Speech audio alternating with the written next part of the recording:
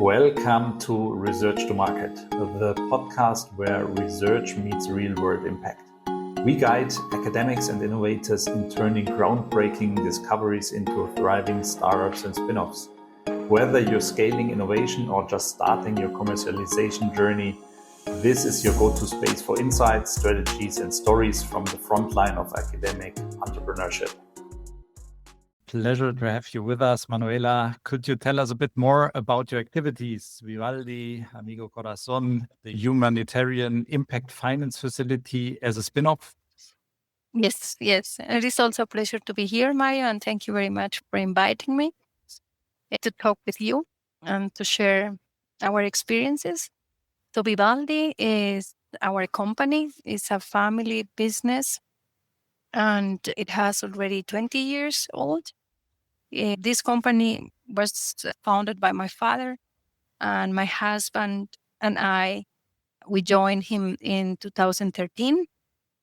We are based in Medellin, Colombia, and we were coming from Germany to work with him. The mission of Vivaldi is to make easier the work of caring and saving lives. And I see Vivaldi as a platform for life.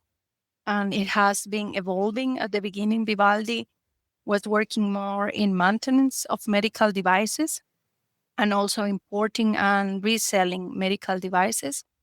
And through the years, we have been finding our way. Right now, we have two active business lines. And one is with a brand, a registered brand that is called Amigo Corazon. And what we do there is only in Colombia. And with that, we prepare spaces and people to be ready to act in case of a cardiac heart arrest. That means that we bring the defibrillators, automatic defibrillator, to public spaces. We make training and we do all the services related to that. And we have been working with this brand already for 15 years. And one of the things that I love the most about this work is bringing awareness to the people, bring the awareness that it is important to be ready in case of a medical emergency and that your life can change from one moment to the other one. And if you are prepared, it is much easier to react. With that, we are saving lives, or we are preparing people to save lives, to give a second chance of life. We are massifying the experience for the people to be ready to act in a medical emergency. With Amigo Corazon, we have been doing trainings for more than 50,000 people in Colombia, and we have installed more than 2,500 EADs across Colombia. A very interesting part of Amigo Corazon is that we have developed through the years a subscription model. And this is very interesting how you evolve in a business line or in a product, and more than just a medical device, how you evolve on that. The second business line is projects. So we manage and execute projects in healthcare access, humanitarian aid in Latin America. And that means that we do tenders with governments or international organizations like agencies of United Nations or International Red Cross and other type of organizations. And if we win those tenders, then we will execute. Our focus is healthcare and humanitarian aid. And our way of seeing that is that we always try, when we win these projects, we always try to bring like the products that are being produced regionally or locally. And with this, what we have seen is that we can increase the efficiency of those projects. From these 20 years of track record of Vivaldi, how did you identify this specific financing gap in the health and humanitarian sector? And how did this observation lead to the conception of the Humanitarian Impact Finance Facility? In 2020, we started to execute bigger projects and also to do it more abroad. So we were already having experience executing for Latin American countries, but in 2020 is when we started that up. And always it was very difficult to decide in which project we should participate, because we were thinking, so in some of them we had the capital and the money, but for some of them we were not having it, or we were thinking, okay, how are we going to get that money? With traditional methods or banks, it was impossible to have like an approval before to say that they will lend us the money. We were always trying to bring a couple together. We were always taking loans or working capital for our company, so for Vivaldi. That means that the risk that we were taking was not a risk on the project, it was a risk on the company, because we were lending money for the company to execute projects. And this was a very stressful way of doing it, but it was the only way. So we started at those times to do also joint ventures. And then we were saying, okay, this seems to be easier when we do joint ventures and we work together, two companies, to execute a project. Between 2020 and 2022, there was a boom of projects in health in Latin America. And we were in the middle of executing a lot of projects, and all our capital was involved on that. But also, we were taking loans from the banks in Colombia, and I think in a lot of emerging countries. The loans were at those times 1 year, 2 years, maybe 3. And always when we were finishing a loan, we were again taking that money to continue. So what happened at those times in 2022, it was that a lot of projects stopped and the interest rate was increasing a lot. So we were paying about 1% monthly as interest rate. And we ended up 2022 in an average of paying 2.6 more or less. This was, of course, very strong. It was a very difficult situation because we were finishing projects, but we were not getting new ones. And then we were still paying that money with a high interest rate. And the problem of this type of capital is that they are not matching the project itself. So a project in this type of space, these are projects that normally have an average timeline of 4 to 8 months. And normally the type of projects we execute in this space is from 50K to 300K US dollar. That means that with traditional loans, we were always like staying behind, and the risk in the cash flow was very high. This is what happened. So we were in short in cash flow, and then we had to go into a law of protection of cash flow. In Colombia, it is named the 1116. And then at that moment, we saw we need to start doing these projects in another way. The way that is in the market is not anymore suitable for us, for a lot of companies, because at those times, the solution was to do joint ventures. And we started to talk with colleagues, and it was happening more or less the same here in Latin America, but also in Egypt, in Ghana, even in the Netherlands. We got to know someone that the projects were not financed by banks. If they wanted to do a project, they have to finance it with working capital for the company.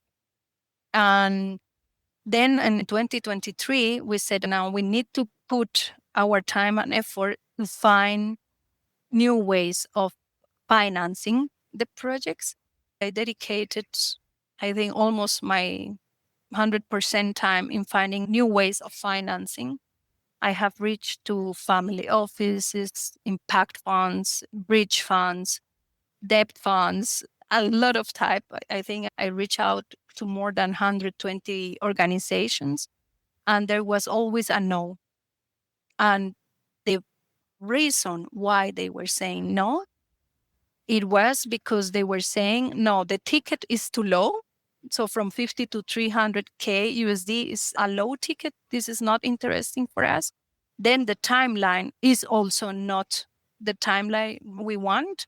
If we finance something, we would like to finance for more than 1 or 2 years and more than $1 million.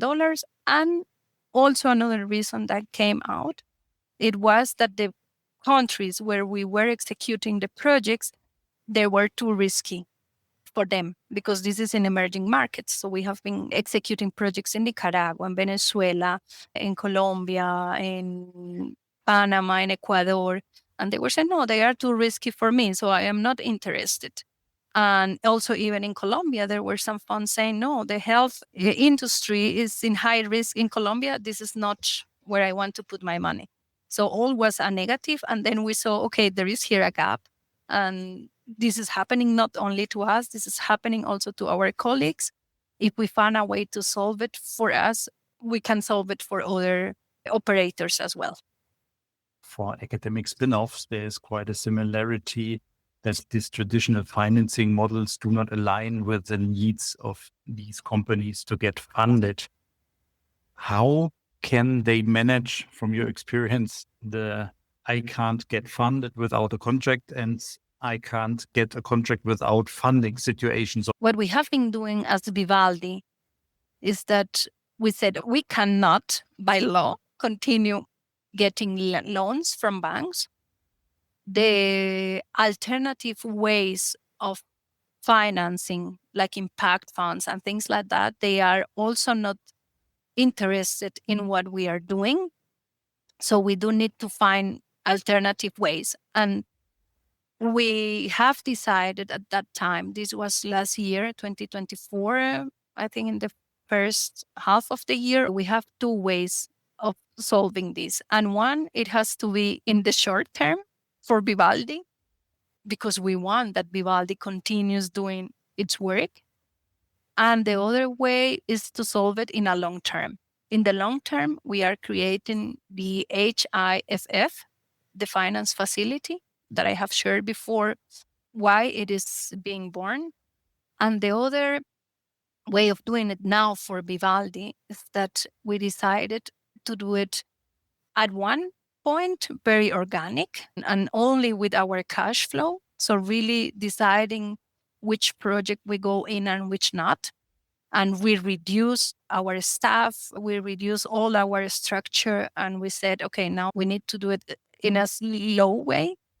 This is one of the learnings and also the way of working now. And the other way is that we are doing joint ventures with different types of companies. For example, right now we are in the process of execution of a project in Nicaragua to deliver hospital clothes. And what we have done is we have come together with a manufacturer of hospital clothes in Medellin, and together we are developing the project. And we are both bringing the financing in the ways we can.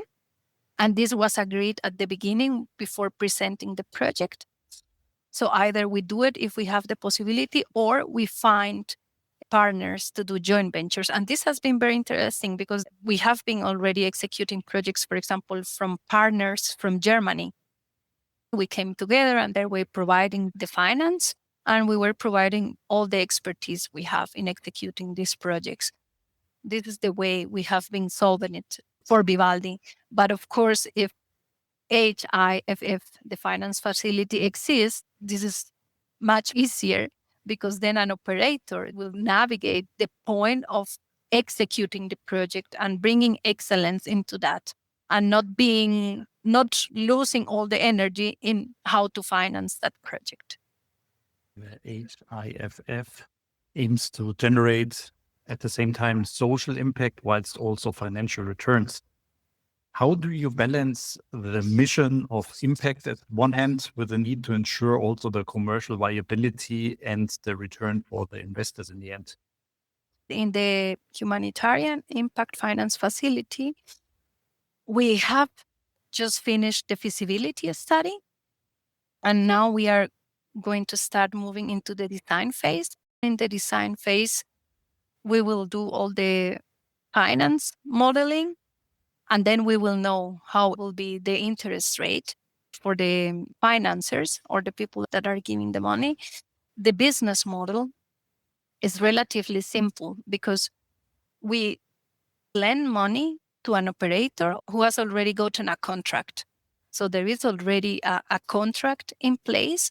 And actually, for you as an operator to win a project like those ones is very difficult. So you already have to go through a very detailed, qualified vetting process. Once this operator has the contract, is because they have gone through that path. In the contract, it say they will pay after 6 months after the delivery and things like that. So normally what happens is that the HIFF, I will call it like that, lends the money in front to the operator. The operator will execute the project with that money. And then after the delivery comes the invoice. With the invoice, the contracting agency will pay, and that money will go to the finance facility. And with the difference between the money you lend and the final price, it will give the utility, but also the interest rate for the finance facility. What role do strategic alliances play in the success and sustainability of your projects, and how can entrepreneurs replicate this for their own initiatives? For us, strategic alliances has been very important in Vivaldi, but also now in the finance facility. In Vivaldi, the joint ventures is the way we have been finding in the short term to do our projects and to do our work. That means if we don't have these joint ventures, we couldn't do that. This is part of our daily activities to find new partners, to build strategic alliances. For that, what is important is start to reaching out without fear. So just thinking, okay, this person or this organization could be extra interesting. Let's explore a collaboration.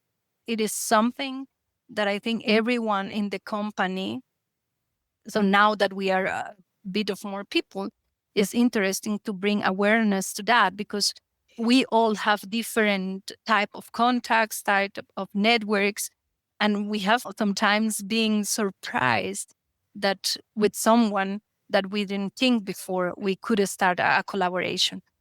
For the finance facility, actually, the way of building this finance facility is in a collaboration. So when we started with this idea and we saw the market gap, we said, we are going to do it and let's start. We started to reach out and to people and to look for finance. And we had a first draft, and it was very difficult to find people who were truly interested on what we were doing. So we had the knowledge of the operator side, but we don't have the knowledge of the financial side. We are not a fund, we are not a bank, we are just operators of this type of projects. When it really started, the idea to get traction and to start to concretize is when we found Red Hat Impact in Australia. And this was through a connection and networking, and without fear, reaching out to people and saying, hey, do you know someone who could be interested on this?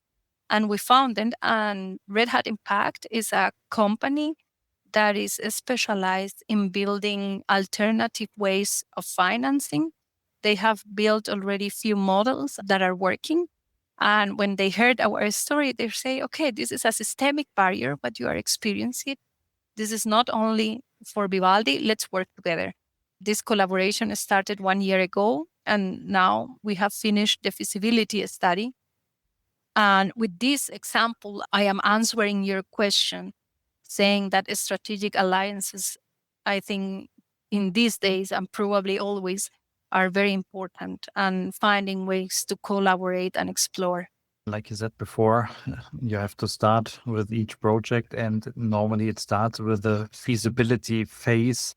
For entrepreneurs from the academic setting, what advice would you give on how to conduct this rigorous feasibility study, and especially when the market information is scarce on an innovative model that you're implementing in the market? I would like to answer that question telling you our story, how we did it. When we said, let's start by a feasibility study, we said we will write a concept note and we will find money for the feasibility study. We started to reach out to get funds for the feasibility study. And then we realized with the time that we were getting interest and we were having conversations, but we were not moving forward. And then we said, let's stop to reflect what is happening here. And also through some conversations, we realized that In these days, a lot of people who has the money or organizations that have the money to invest, they don't want to do it in a feasibility study. They want to do it in stages that are further. And then we said either we keep on searching or we do it in another way. And in this reflection, we realize actually we know so much. We already know so much.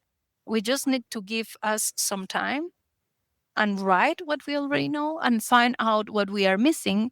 And then we are ready with the feasibility study. This is what we did. The point that I want to make here, Mario, is that we were focusing our energy after we realized that it was not easy to get the money for the feasibility study in what we already have. And this is what we discovered through that phase. We already knew a lot and we had to have confidence in our knowledge and start by that. Thank you for these insights, Manuela. What skills or mindset do you believe are most important for navigating this space of innovation and impact financing in emerging markets? I think perseverance is important because a lot of times when you feel that is like not moving or is very slow, it feels discouraging. I think there is a phrase that I always like to write in my writing book when I'm starting the day. And I don't always use it, but I use it when I feel that it is needed because I am missing something. And this is something that says like this. So my time to dedicate it is now. The result is not mine. And I have the image in my mind of a garden. So you work in your garden, you sit and you want something to flourish, but it's in your hands is only taking care of that, putting the seeds, bringing water. But the result depends in so many things that I have to let it go and to say, okay, I will do my best. I work with perseverance. I work today in my present. I have an idea where I want to go, but also life is showing me the path. And for me, this has been a guide to keep center, to keep also in balance, and also to be able to see which are the results that are coming. Because a lot of times the results are not the ones that I am imagining, are coming other results. But if I am not awake to see them because I am very fixed in looking to the things I wish like to have, then maybe I will miss something. Is perseverance, discipline, but also flexibility. I think trust and confidence. This is a great list. Thanks, Manuela, for sharing it. And looking to the future and also to conclude this episode, what advice would you give to an academic entrepreneur who is about to launch their spin-off and is seeking funding for an innovation that has the potential to generate significant social impact? It just was coming something to my mind. I love reading your emails every day, Mario, and I think you give a lot of nice advices there. And I think there is one that is don't wait to have the perfect solution. You just jump into the water and see what happens because it's from pivoting and going and coming and things is when you learn and you are refining your product or your service or the way you are saying it, the way you are sharing it. And also don't be shy to share because a lot of times you never know who is going to say, oh, this could be interesting. And actually that happened to us quite a few times. You share and they say, oh, this could be interesting for our strategy. Let's talk more. And this actually is also something which I appreciate much about yourself, Manuela, that you're always a person who's sharing knowledge and network. And I believe it's a nice way to close this episode because there's never a perfect solution. And once you're searching for the solution, you have to knock doors, you have to network. And normally for some curious way, the solution will meet our expectations. So thank you for being with us today, Manuela. Thank you very much also for inviting me. It was a pleasure to share.